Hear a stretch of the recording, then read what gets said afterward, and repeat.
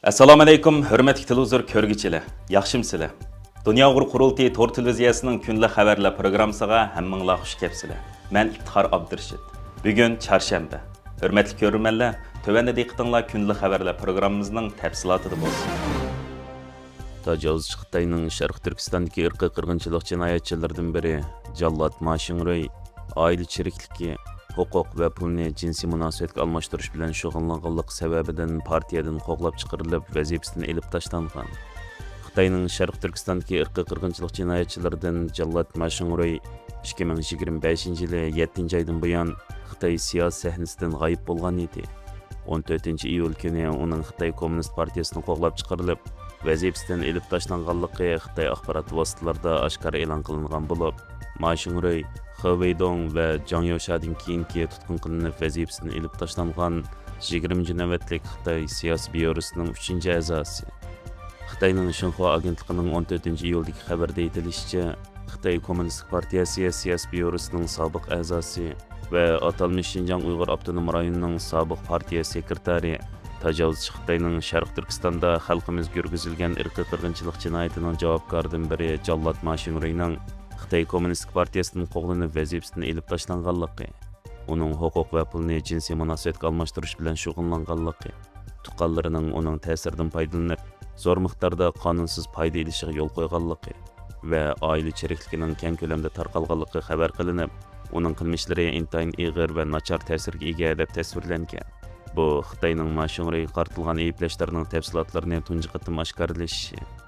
Xinhua agentligining xabarida Ma Xingruini o'zining ideyasi, e'tiqodi va siyosiy maydondan voz kechib, partiyaning asos maqsadi va dastlabki vazifasiga xiyonat qilgan, siyosiy intizom va qoidalarni ig'ir darajada buzib, mas'uliyatini unumli ado qilmagan va xizmatchilarga bo'lgan nazoratni sal qarab, intizom va qonun jihatdan ig'ir xiloflik qilish, gumonliq jinoyatlarni sodir qilishga yo'l qo'yib, nachar oqibatlarni keltirib chiqargan, tekshirish jarayonida rostchilik bilan tushuntirish bermagan va kadrlarni tanlash va tayinlash jarayonida foyda olishni ko'zlagan, tashkilot intizomini ig'ir darajada buzgan, o'zi va tuqqanlari qoidalarga xiloflik qilib, boshqalarni ishga o'rinlashtirib naf olgan va shuningga o'xshash nurg'unlagan jinoyatlarni qabul qilganligi bildirilgan.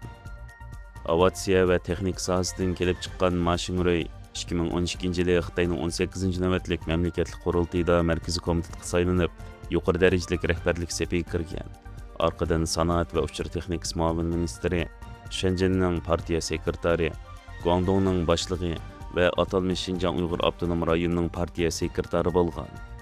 Bu haqda analizchilar va Uyg'ur siyosiy faoliyatchilar buning oldidagi Jallod Wang Chuan, Chingchuangolarning o'xshash oqibatlarni boshdan kechirganligini misol qilib, Xitoy Xi Jinping taxtga chiqqandan buyon izchil turda Sharq Turkistonda yurgizgan qirg'inchilik jinoyatining boshlovchilarini ko'zdan yo'qotish orqali izini o'chirib manganligini, hatto buningga 2009-yildagi Urumchi qirg'inchiligida o'zining xalqiga xoinlik qilgan Nurbekri, Urumchi shaharlik Chexiya idorasining boshlig'i Qodir, shaharlik davlat bexatarlik idorasining boshlig'i qatorliqlarni ko'zdan yo'qotganligini, shundaqla Xitoy amaldorlarining tarixdan buyon Sharq Turkistonda vazifa o'tashni boy bo'lishning ochqichi deb bildiganligini ta'kidlashib, Ma Xingruining voqeasining yangi voqea emasligini, faqat buning Xitoyning qirg'inchilik jinoyatini o'chirish va jinoyat paketlarini yo'qotishning bir bosqichi ekanligini o'ttirib qo'yishgan.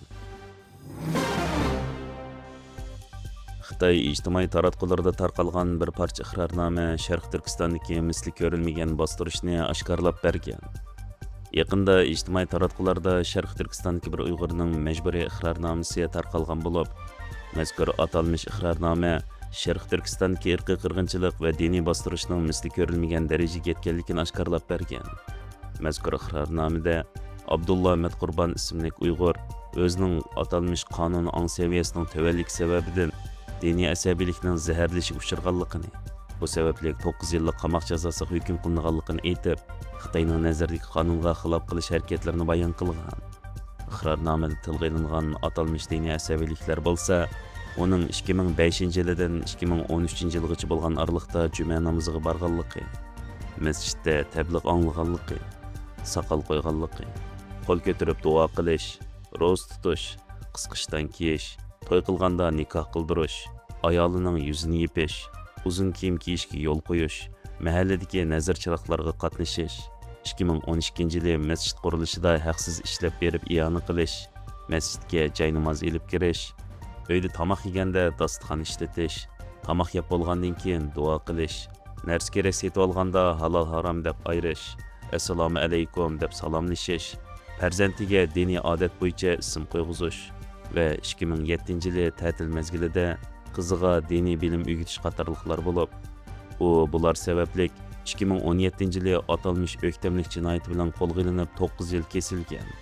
Tajovuzchi Xitoy Sharq Turkistonda 2014-yili normal diniy ibodatlar, urf-odatlar jinoyat qatoriga kirgizilgan atalmış diniy asabiylikning 75 xil konkret ifodasi nomli hujjatni e'lon qilgan bo'lib, millionlagan Uyg'urni tutqun qilib jazo lagerlariga, turmalarga qamagan edi. Muhaciratdagi Hong Kongliklar Xitoyning atalmış millatlar ittifoqligini ilgari surish qonuni va Xitoyning chegara halqigan bostirishini ayblab birlashma bayonot e'lon qilgan. Muhaciratdagi Hong Kongliklar va tashkilotlari dunyoning har qaysi joylaridagi ittifoqdosh guruhlar bilan birlikda 2026-yili 1-iyuldan boshlab yo'l qo'yilgan Xitoyning atalmış millatlar ittifoqligini ilgari surish qonunini ayblab birlashma bayonot e'lon qilgan. Mazkur bayonotda bu atalmış qonunning birdan-bir Xitoy milliy kimligini qurishni maqsad qilganligini, maktablarda o'quvchilarga Xitoy Kommunistik partiyasining tarixi, qimmat qarashi va ideologiyasini singdirishni talab qilganligini, shundaqla qonunning 20-moddasida asabiylashgan holda ota-onalarning bolalarining Beijing tarafidan bekitilgan Xitoy Kommunistik partiyasining ideologiyasi bo'yicha davlat va millatni suyishga tarbiyalash majburiyati borligi va bolalarga millatlar ittifoqligiga buzg'unchilik qiladigan narsalarni o'rgatishdan saqlanish majburiyati borligini o'ttirib qo'yib, buning kelgusida texim ko'p oilalarning bu qonun sababli tutqun qilinishi mumkinligini, eng andishli yeri 63-moddada Xitoy chegarasidan halqib, chet ellardagi tashkilotlar va shaxslarni millatlar ittifoqligiga buzg'unchilik qilish va millatlar orasida bo'linish paydo qilish bilan jinoyat deb qarab besim paydo qilganligi. Buning Shangang davlat bexatarlik qonuni va 2024-yildagi davlat bexatarlikini qo'g'dash nizomiga o'xshash oqibatlarni paydo qilganligini o'ttirib qo'yishgan. Hörmətli görürmənlər, yuqorida diqqətinizə günlük xəbərlər proqramımızın təfsilatını sunduq. Keyin qıtımlıq sanımızgacha ko'rishgacha omon bo'lgaysizlar. Stansiyamızın YouTube kanalına a'zo bo'lishni unutmang. Xayr xo'sh.